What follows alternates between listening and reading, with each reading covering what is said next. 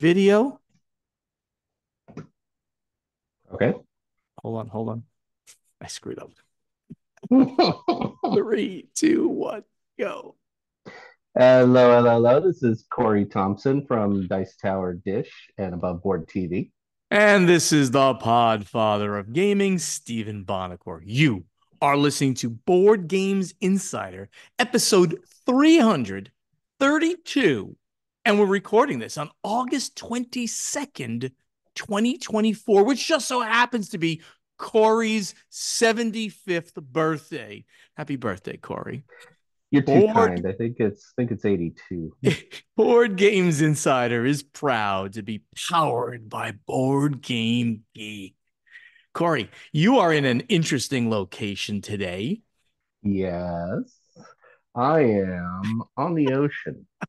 Very nice. You sound like So me. You're on a cruise. That is beautiful. It's really nice.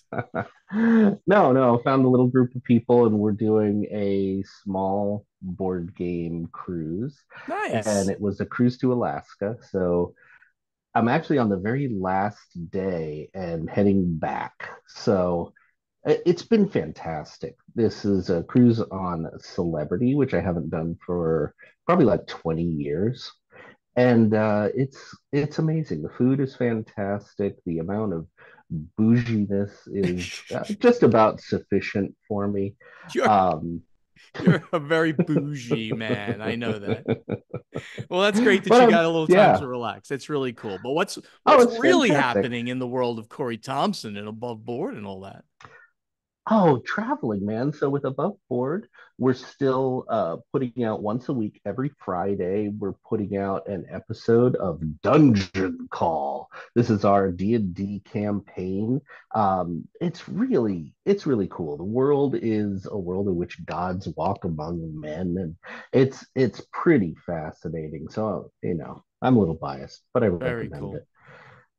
Right now, the cruise, we finished up in Alaska and we're heading back to Victoria. I want to give a shout out to Gateway Games in Skagway, Alaska. Was actually just such an amazing board game store. Everybody was super friendly. They had all this handmade stuff, huge selection of board games. I didn't realize that Southeast Alaska had such a big gaming community. It was a fantastic store. I had such a good time. And as you can tell, I bought a lot of stuff. As soon as I get back from this trip, there's going to be a get together of Lucky Duck and Cardboard Alchemy at the house. There's going to be videos, there's going to be play tests, there's going to be just a bunch of people descending who I haven't seen for a while, having a good old time playing games. It's what I love to do, so I'm really looking forward to that. Very cool. So, I went to Skagway once on one of the cruises there, and I did not stop at that store. I don't think it was, maybe it wasn't even there, but I didn't find it. We had another big thing that we did when we were there. So it's kind of cool. You found sure. this really great store.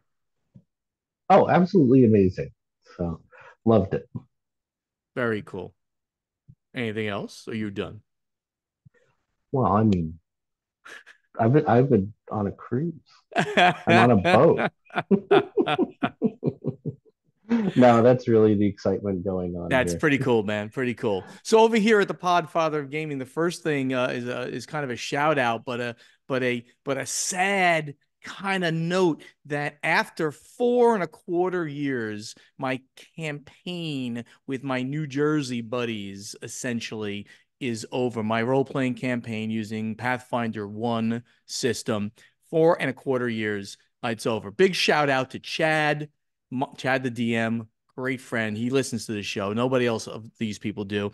Mike, Bob, Sam, who used to live in New Jersey, but he lives in the Faroe Islands now, which is amazing. Wow. He gets on at like 2 in the morning to play with us. It's absolutely astonishing. Thank you, Sam. And Paula, who was playing in that campaign too. So that is sadly over for now. My D&D 5e campaign continues with the industry people, Alex Schmidt from Stonemeyer DMing that. Julie Yeah. Ahern is in that. Rachel Blasky's in it. Dustin Wessel is in it. I always say vessel, like nuclear vessels. He's in it, and myself, and that's been going on. We've actually started and stopped on a few different campaigns there, so it's not a. It's been going on for almost 3 years, but it's several adventures campaigns we have done with that group. So How cool, man. thank you to those guys. Of course, that one will be continuing going. Um, right after this, I'll be packing for a trip. Oh, well, surprising. I'm going on a trip, but this is one of those local trips. So, Paula and I, and people very well, the Phelpses and the Oh, Chapmans, yeah. the six of us, plus another couple that are family members of the Phelpses. We're going to St. Augustine, Florida, which is just a really cool, chill, fun place. We have a rental on the beach, which is going to be kind of nice. And we'll have some great food and great games and great fun. From there, we just go, that's like 4 hours away. It's way up there north. And then from there, about an hour and a half or so, I guess it is, we get down to Orlando and we go to the Dice Tower Retreat, which we're going to miss you very much, of course. And that'll be some crunchy, serious gaming going on. We'll meet Zev from, of course, Play to Z Games. Yeah. We'll be play testing some of the stuff there. We'll be playing and showing off 23 knives currently on Kickstarter. And while I'm talking about it, I would really love for our audience, please go to Kickstarter and check out 23 Knives, Play to Z. It's got testimonials from Isaac Vega, Dead of Winter designer et al. Chris Yee played it live with the Dice Tower gang. Alan Girding, who is designer of Two Rooms and a Boom. And I'm mentioning Alan Girding and Isaac Vega because they have both created games that are quasi in the genre. Now, especially Alan, 23 Knives is a social manipulation game. So it's not hidden trader. You have a side that you're going to be on and it's kind of public, but by manipulation of the other players, you could be swayed to be on the other side, pro Caesar or killing Caesar with 23 knives.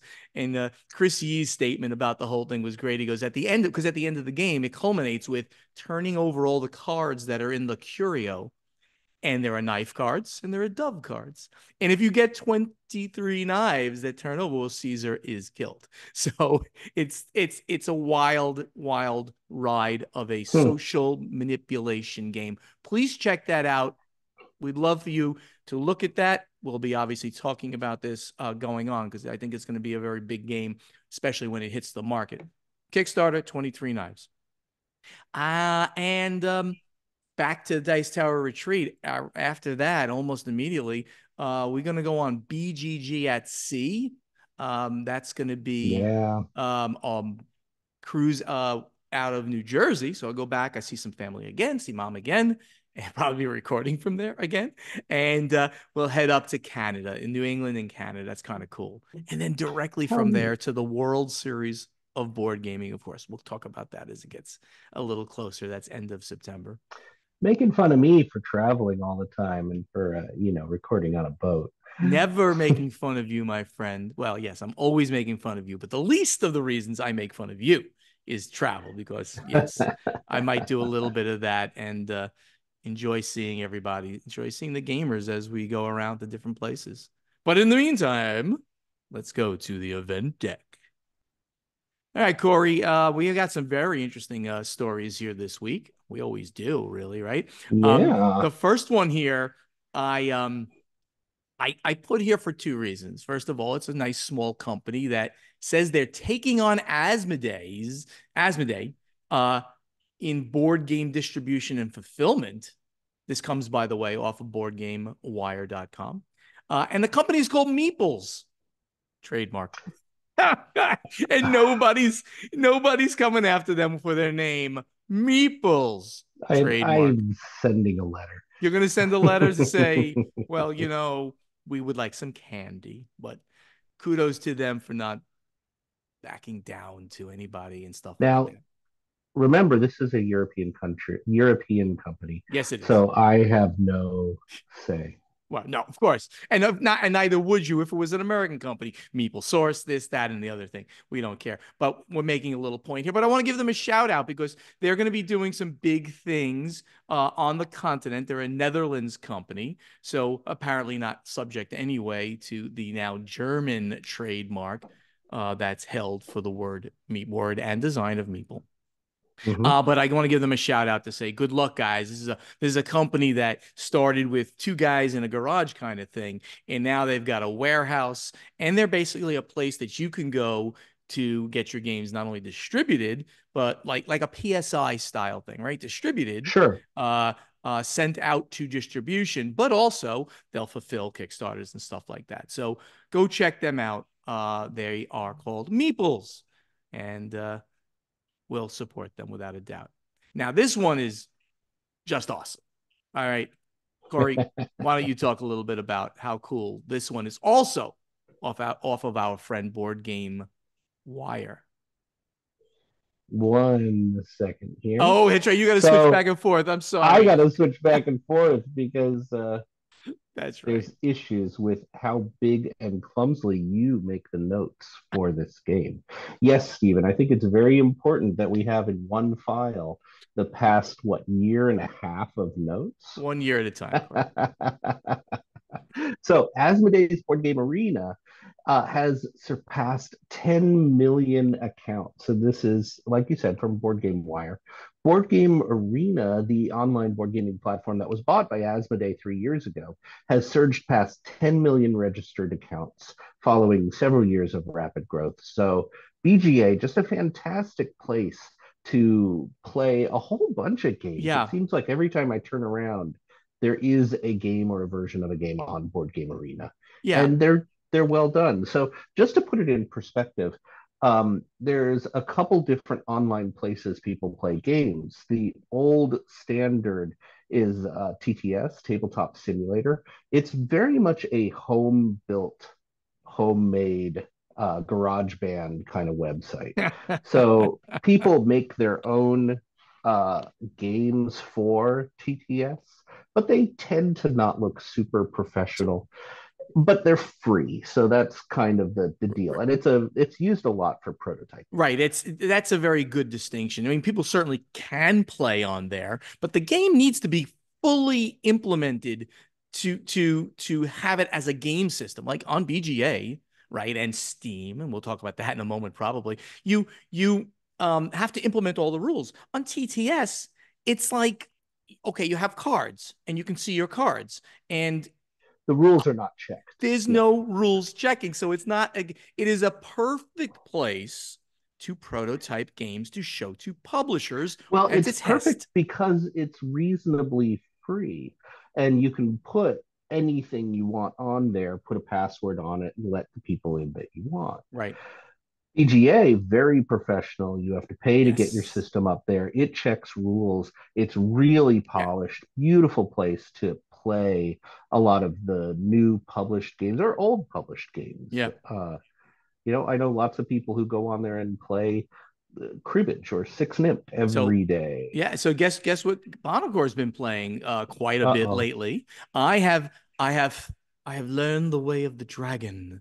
I have embraced the ashes of the phoenix. I am now a tissue enthusiast Oh no. after years of saying this game is so overrated. I now get it and I understand why people It love it. The is a very good partner. I'm going to say partnership trick game. taking game. We'll call it trick taking if you have to. It's ladder climbing, but that's fine. But it's amazing. Anyway, I go there because it's easier to find opponents in real time. The app that's out there's a free app. There's no opponents that are looking for opponents. But here, you'll wait about Sure. 15 minutes. You get a table together and you play a round of Tishu, and it's you can play a short version, long version. So that's what I've been playing. But I just want to shout out to Board Game Arena on this um, for doing so well, with Yeah. this. As they bought them, and now the wheels have been churning, and every new game is just getting up there. Every is a little bit of an exaggeration, but lots and lots of new games are up there. it's going really well for Board Game Arena, and I'm meeting friends on there and stuff like that. So the next one, Corey, I will take Yeah, this. I'm up. I will take this if you'd like, because anyway, so Yeah, Asmodee, and I have an anecdote about this one too. So Asmodee and Lego, yeah, our favorite little toy thingies, sure. Lego are teaming up to launch Lego focused board game design studio. So Fantastic. so a little bit on Board Game Wire. We're going to read this. Board Game giant Asmodee has inked a partnership deal with Lego to launch a dedicated design studio focusing on creating Lego board games. Denmark-based Dotted Games will nurture and develop all games within the Lego group and Asmodee's partnership. A statement from the pair said, starting with family weight party game Brick Like This. So Yeah, a, it's a party A, game called Brick Like This. right. So I think this is a great idea because all of the stuff that Lego has done Yeah. this, and they've all been how do I say this? Bad games. They have not been good. I mean, they're just Now, now. I want to throw out Okay. there that there was a very recent partnership between Lego and Asmodee, and they are putting out Monkey Palace, which is a pretty fun game. Yep. Shout out to friend and designer David Gordon, who, along with Tin Aung Myang, is the designers Yeah, on it.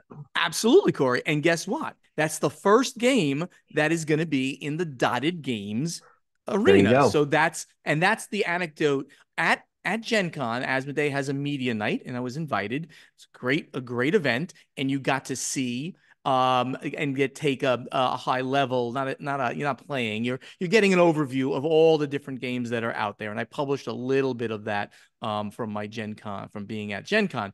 But the one game that I took a video on and talked to the head of the studio was Monkey Palace. I did a couple. I did Survive. I did a Awesome. full thing for Survive, and I did a full video for Monkey Palace. And yes, big shout out to David Gordon and Tin Ong Miang. Miang, I'm sorry about that. I'm very bad with that name, who designed this game. It is a real game, and it's the first game in the line under this new studio. So I think that's a very cool development.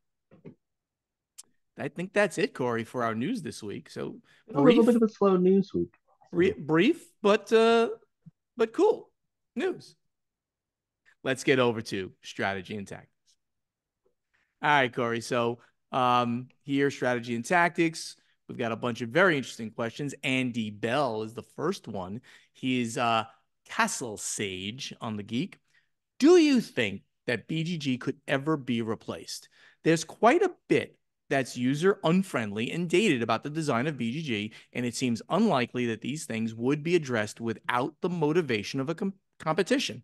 In the same way that crowdfunding industry is beginning to become less of a monopoly, could the niche board gaming cataloging and forums, which BGG dominates, ever be disrupted? Corey, I have an opinion on this, but go ahead. Why Yeah, don't you take I mean, I'd say never. At one point, we were all absolutely hooked on Alta Vista and had no idea that it? Google would ever be a search engine. I mean, this is true. There were True. tons of search Yeah. engines that people absolutely loved and couldn't imagine replacements for.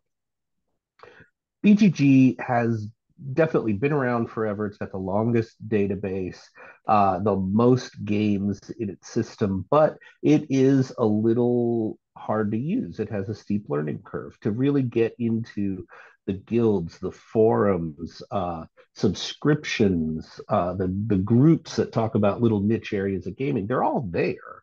It's just difficult to learn how to use the full extent of Right. BGG.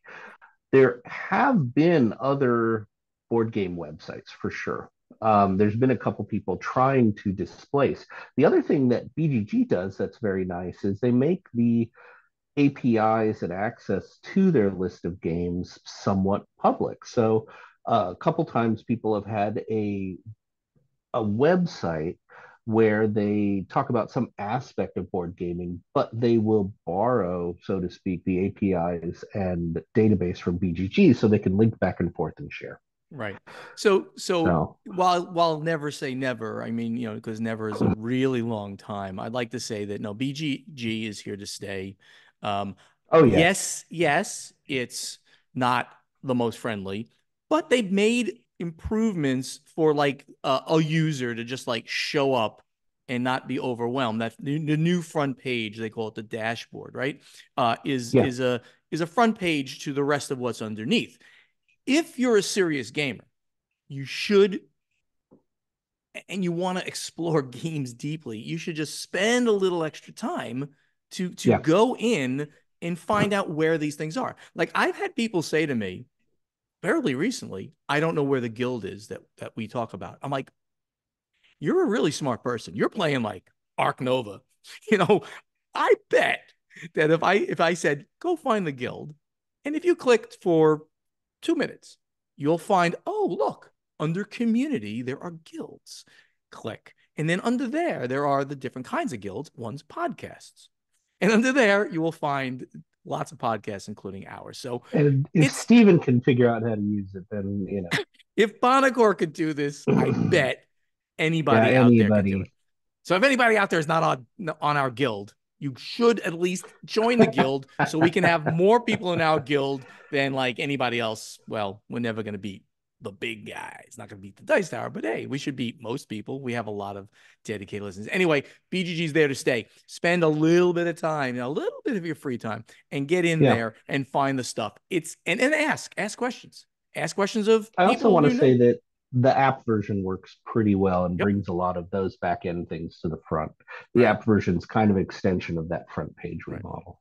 Andy also asks a very interesting question about AI. One application of AI in board game design I don't believe you addressed in your recent episode is generating story content for story driven games. Oh, As an example, Plaid Hat Games has said that they are going to avoid the temptation to do this because of an ethical aversion. But I wonder if you foresee this becoming more common. Story writing is quite a time consuming and repetitive task, but good story writing can make a game great.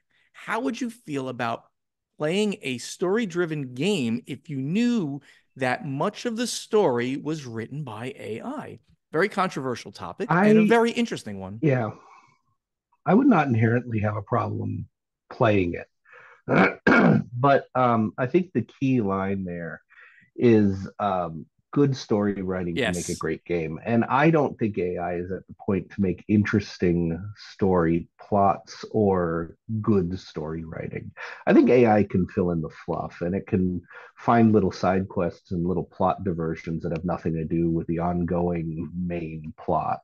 But I don't, right now, I don't think Yeah. AI is the way to go for story driven Yeah. I content. mean, yeah.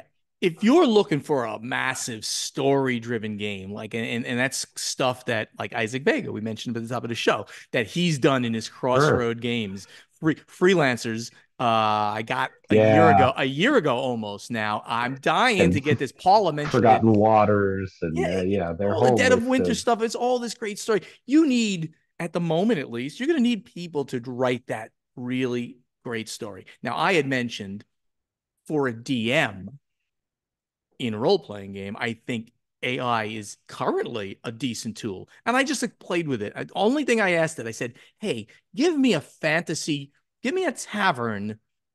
Describe to me a tavern in a fantasy setting where travelers come to meet or something like that. And it gave me this amazing description. Why not give it a few more keywords and have it generate a tavern that you don't want to think about? Sure. Why not? It's not a main story plot. It's just a thing, an entity that, oh, and then when your adventurers show up, they showed up at the inn of the dead dragon. And and there was this on the walls, and there was this here, and then the bartender's name was so and so. You don't think about it; it's right there. Minor things, sure. Major things, I don't think we're there yet, and I don't see it being there truly for a while. yeah. Joe B, he's at Yeah. Webs. This is an Ignacy question here. Oh, is this, we got to Uh put this as yeah, Ignacy? All Joby's right. asking an Imperial Settlers question. All So right. Well, like, we got to put this to Ignacy. Now, along with this, I will say that I've recently been posting an interview I did with Ignacy. Interestingly, before I was on Board Game Insider, before I really knew Right. Ignacy well, and we did talk about some expansions that he was thinking about that haven't come out yet. Oh, that's So interesting. interesting little tidbits there. Uh-huh. Get on that. Let go. You guys should go listen to the Dice Tower Dish interview with Ignacy Chevychek. All right, we're gonna wait for that one. I put it at the top of the notes. Jim Grant.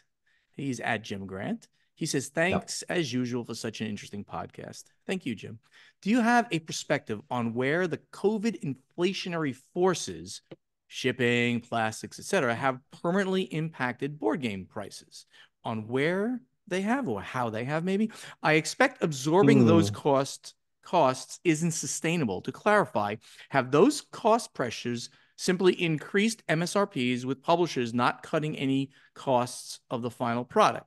Or have publishers fought to maintain certain price points, like under $20, under $50, under $80, depending on the size of the game, by reducing the production costs and value on some components? I heard Ignacy say how important hitting the right price point was when Portal decided to not publish Dorf Romantic. I know that game in Poland. Yeah. Corey, Yeah. any Well, Darth Romantic was a Spiel winner. Yes, it was. So the one thing I want to bring up is something that's called an inertial ratchet or a Brownian ratchet. Oh, So, wait a minute, wait a minute, wait a minute. I got to take notes. And an inertial ratchet or a Browning ratchet? I love so this. I'm getting all prices, warm. yeah, prices will vary according to components, what's necessary, what the costs are in supplies. And during COVID, all the costs went up. So most of the companies increased prices of their final product. So as these, let's say, random elements change the costs of your supplies, prices will go up, but companies will be very, very reluctant to ever bring the final cost of their product back Yeah. down. So what you get is something that's like a ratchet, a tool, a ratchet tool for mechanics. Is it can go one direction, but it's very, very reluctant to go the other direction.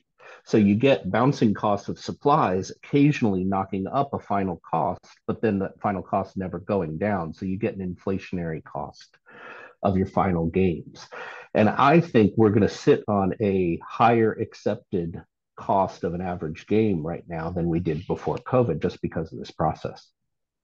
100% true. I know publishers specifically who raised prices even on current games, right? Normally you don't see that. You see people raising prices on their new games, right? But even on some of their current big selling games, they raise prices. Two reasons. One, they could. Think about it for a moment, because they could do it because people were expecting it. It was precedent. Yeah. There was precedent, and two, because of the prices, and three, because overall in this hobby we are simply accepting higher prices, and that's a normal trend. I mean, we're just going Yeah. Yeah. to, Yeah. and we don't. I'm not going to try to. Prices go up. It's a fact of life. It does. I mean, inflation, even in low inflationary times, go up 2 to 3% per year. Period. We saw very bad inflation, obviously, over the last couple of years in the 8% range, and in Europe, in some places, there was in the 10, 15% right? Terrible inflation. But this is a fact of life. Prices will go up. If we don't raise prices to reflect the cost of goods, we're not going to make money. The company goes out of Yep. business. You have to put that all in perspective. Let's take one more now from Adam Mashad. Adam's an awesome guy, designer. He's play tested my game. Hi, Adam. He's at AW. Oh, a writer, spelled really interestingly, on PGG. I've noticed a major shift in the quality of prototypes from aspiring designers, even over the last couple of years. The advice used to be that your prototype is only needed to be playable, and spending money on paid art and graphic design was unnecessary. Prototypes today regularly show up looking almost as good as what might have been publishable 10 years ago. Is it possible for a new designer to get noticed today with a simple computer printout of their game. Do publishers really mean it when they say they don't care what prototypes look like so long as it is a good game? Or does high-end art, 3D printing and laser cut bits give you a noticeably better shot at getting noticed? Let me Uh, take that. You want me to take yeah, that you first go. as a publisher for a longer time than you. Um, the short answer to this is have have a great game, produce a great game, steal, borrow anything you want from the internet to enhance the look of the game. Never ever pay for art. And even graphic design, I mean, no, I mean, if you can create a couple of little symbols, that'll be your tap symbol or whatever symbols you need to do that, just so you have something on your cards or on your board or whatever the case. But do not spend money on those kind of things. You can spend money to produce a nice prototype to show people a workable prototype to play and to show people. But no publisher wants you to spend money on art because they won't use it. And they don't want you to really spend money on your graphic design because they're going to do the graphic design. So you can get noticed. The most important thing these Yeah, days about prototypes is using like a tabletop simulator to get your game on there so you can get in front of more publishers and get more play tests with people around the internet. That's like the most absolutely. important thing these days. I absolutely. You're the most important thing is that your prototype needs to be functional. You need to easily be able to play it with anybody with the proper icons or rules so that people remember what they're doing, but it doesn't have to be pretty. And that can actually, like you were getting at, that can hurt you a little bit. Some publishers will look at a prototype that's super, super pretty and go, okay, what are they covering up? It's makeup on warts. Where's the design issues?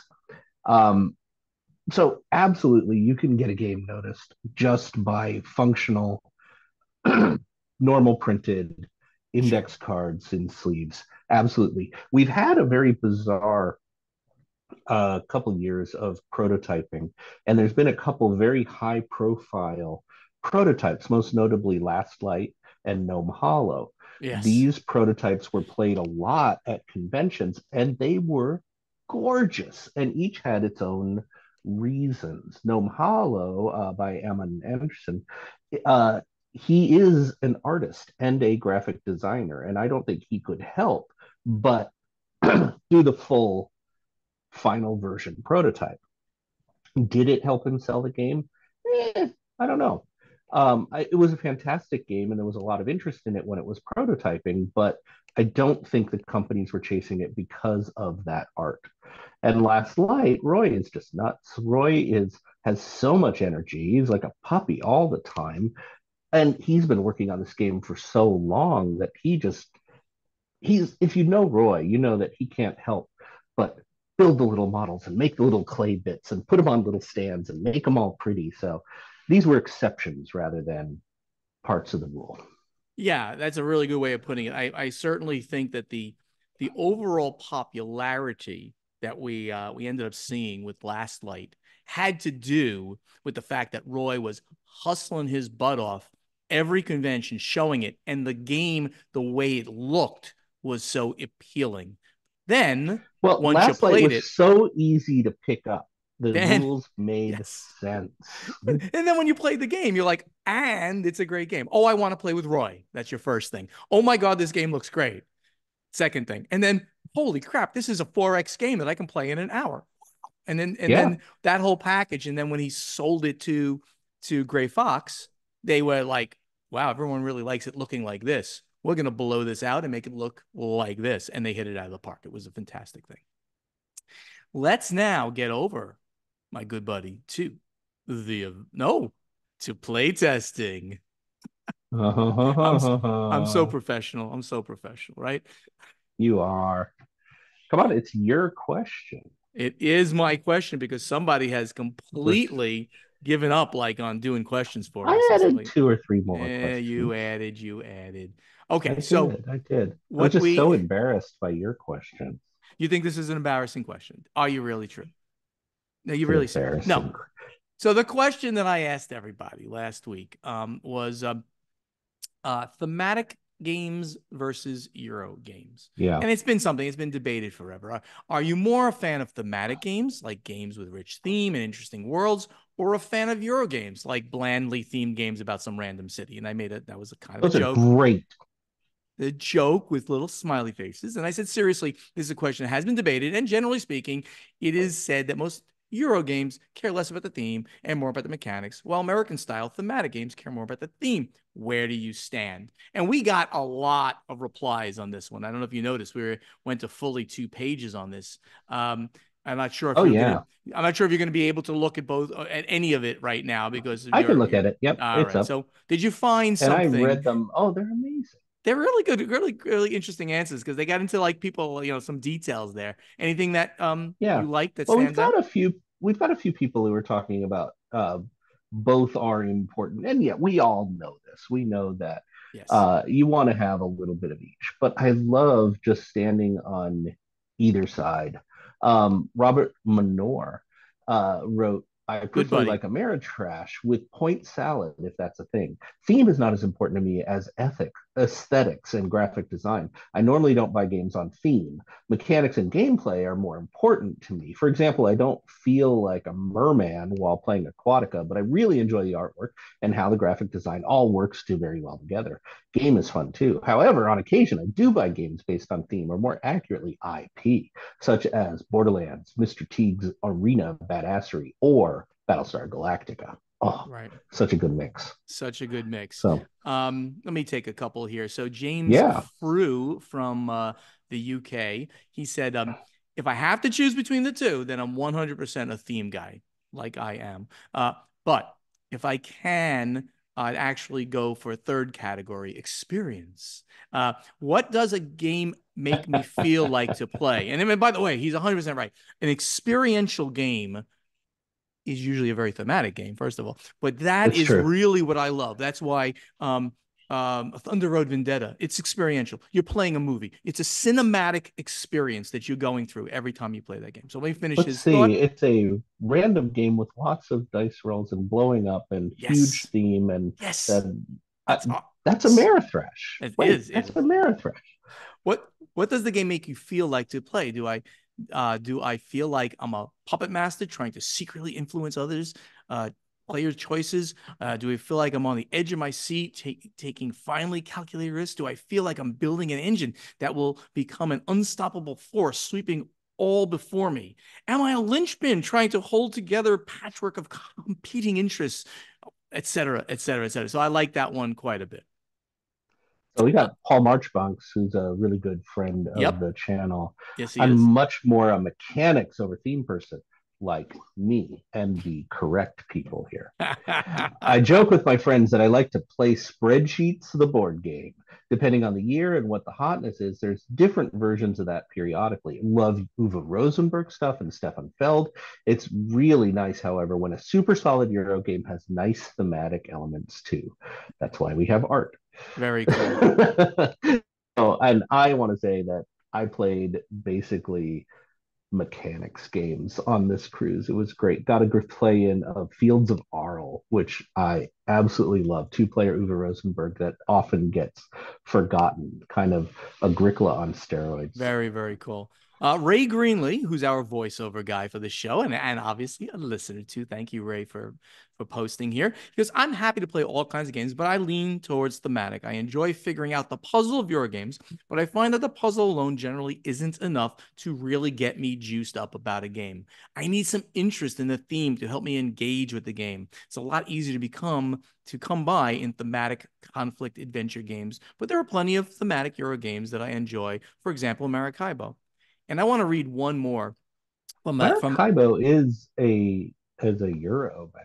That's it's all mechanics. yeah. Well, he says right. That's a Euro Mm, style game, but he says that the theme comes through in that game. So, um, mm. Mad Halfling from the UK, who's a big fan of the show. He's always posting and he's always giving us questions. Thank you, for posting this. He says, I think it does a massive disservice to designers and publisher to split games in this way. Euro is a mechanism classification rather than a theme integration one. Yes, there's a bias and an ease with the two broad types that tend to lend better, easier theme integration to the American style. There are some Euros that integrate theme very well, and some Americans that really have pasted on theme, which doesn't mean they're bad. Look at King of Tokyo, haha. The theme on that is really pasted onto the mechanisms, but that doesn't make it any less fun. Mad Halfling, you're 100% right. I mean, I'm not didn't pose the question as a disservice to anybody. I posed the question to just see, well, how many people out there really kind of And like that big engrossing yeah, theme, or that just, I want those mechanics, I don't care about a theme. Just kind of giving a the feel of it. honest truth is that we have to do taxonomy. This is in any field or any hobby where you have a jillion things to discuss. You have to be able to create a language and create categories so you can very easily and quickly tell Yes, someone else what you're dealing with. that's a And the Euro Amerithrash distinction did fit more cleanly back when it was first described. I'm going to say yes, in the 90s, early 2000s. And I agree that right now we're in an age of hybridization. Most games, and this will sound bad, but it's not meant to be bad in any way. Most new games today are amalgamations. They're hybridization of multiple different older games. We build on the shoulders of giants. We're right. not seeing a lot of very original, very unique games. We're seeing the proven mechanisms and themes being reused in combinations that are really interesting. Yes, yes. So Oh, yeah, there is a dating to our taxonomy, but I don't think it's ever going to go away because we need the language. I yeah, need to be able to tell you, Stephen, I played a highly thematic Euro cube pusher with a stock market economic index that has simultaneous right. action play in about 45 minutes. Isn't that, yeah, right? And that is, it's kind of almost sums up the discussion. We need the distinctions in vocabulary, even if we don't, have to like put these things into these categories dramatically. Yeah. Categorization is not the important portion, but And the I don't think it language hurts the is. publishers. I don't think it hurts the industry Mhm. at all. Right, First of all, the publishers don't use them aggressively. Publishers never want to put themselves in a niche, in a right, box. right, They want people to describe their game. They don't want to describe their game to people, if at all possible. right. All right, Corey, because you were slacking off so much, I have put the next question up there. Uh, Yeah, I have the next three. okay, so the next question that I put up there for us, for our audience, is: do you review the quote Gen Con preview or quote Essen preview or any of the game preview geek lists that W. Eric Martin posts on BGG before all the major conventions? If so, how do you use them? Do you use them to select the games you may buy, just see what the popular games are that are being released, just for fun and to get information, or other? So, Corey, tell me about you first. This is a really good question, and it pains me to say that I know, because because it's you, my. Stephen, are an idiot. So Thank you, Corey. yeah, no problem. I don't want you to feel too good about yourself. It's all about the Oreo compliments. You want to say something nice and then something negative and then something nice. I So never heard an Oreo con. I never heard that. That's awesome. that's the effective way from management. Um, if you never tell someone outright that they're an idiot, you say, "Man, this is a great question, Stephen, especially because of I'm your such an idiot, as you're shortcomings in saying. other ways." However, I love this question. See, Oreo there. That's really, and you come Wow. away feeling good. I feel so good right now. So, what is your. What's I your. love you, man. Love you, brother. Love you. So I actually do really like this question because I use Eric Martin's lists a lot. Eric is a machine. Yeah, man.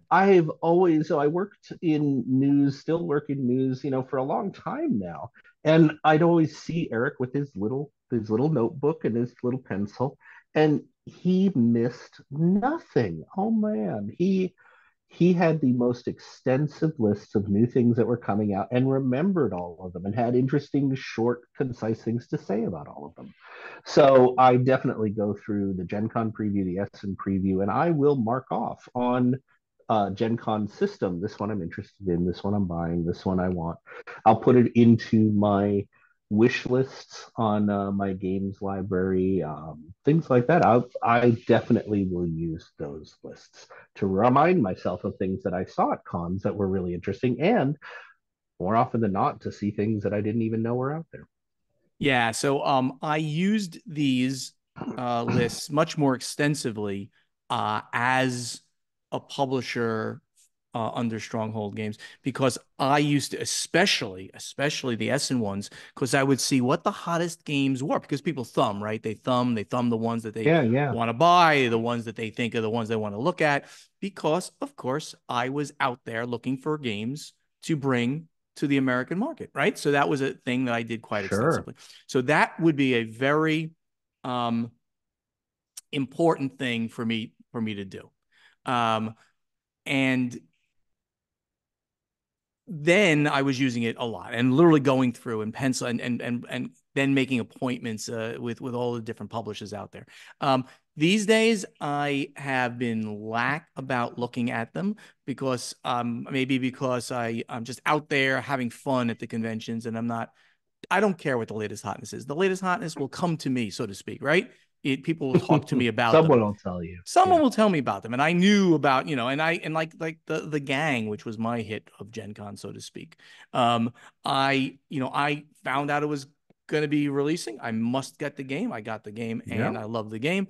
And the Sears catalog, which was so cool. I have it sitting right here, which is going to come on my trip with And me and Rebel things like that. Princess. Rebel Princess is a great game. A lot of games, and they came to me. I don't use them as much now, but they I think are to especially if you don't go to conventions. I think that they're as good if you do go to conventions is you'll find out what's happening right in the industry, what kind of games your favorite publishers are bringing out and stuff like that. So I think, Sure. as you said, Eric Martin um, is a machine. He is meticulous and he serves a great purpose uh, for the community in the He's fact that he puts these so out. good. And he's such a curmudgeon. Do you know Eric well? I know Eric very well. He is the He's, ultimate. he is a I nice love. Oh, guy, he's a but very nice guy, but he's it quiet doesn't and mean he's he'll not a just be in the curmudgeon, corner and he just knows kind it. of writing his notes.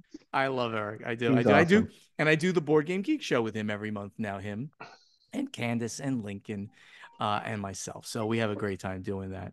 So anyway, what do you all think about this? Right now, I have just created a thread on Board Game Geek for you to answer our question to you for this play testing segment. Please answer it. Maybe we'll take your answer on the next show. In the meantime, the final scoring. Thank you all so much for listening. Help us spread the word about this podcast by telling your friends to download Board Games Insider wherever they like to get their podcasts or watch Board Games Insider on the Podfather of Gaming YouTube channel. Do you want to be part of this podcast? You can just ask us questions for our strategy and tactics segment by posting them in the correct thread in our guild on Board Game Geek, or answer our question to you from the playtesting segment in the same guild. Corey, of course, is showing the ocean on his cruise right now. Very, very nice. Thank you for making me very jealous. I am. Check It out the is lovely websites. here. It is. It is the best cruise itinerary I think that you can possibly go on, though I have a few coming up that who knows? We'll see if they're going to even be better.